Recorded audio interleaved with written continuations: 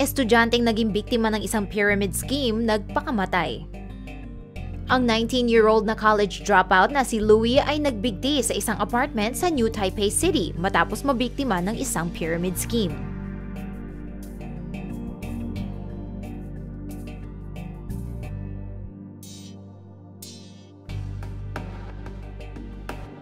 Hindi makapaniwala ang mga magulang nito.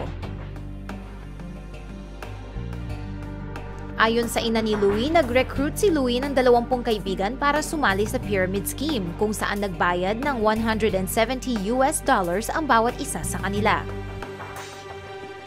Binigay ni Louie ang pera sa isang Mr. Huang na mabilis na tumakas.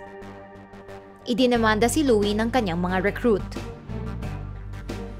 Sinabi raw ni Louie sa kanyang ina na gusto niyang magpakamatay dahil sa sobrang takot niya at sinabihan siya ng kanyang ina na nagkamali man siya, hindi siya dapat magpakamatay.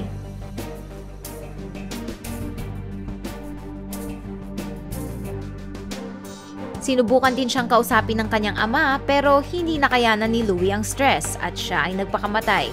Sabi ng ama ni Louie na napakaliit ng halaga ng perang nawala para kunin niya ang kanyang sariling buhay. Ayon sa report, bumili raw ng tali at isang bote ng nitrogen si Louie. Hinigop niya ang gas at nagbigti sa may bubong ng isang building na malapit sa kanyang bahay.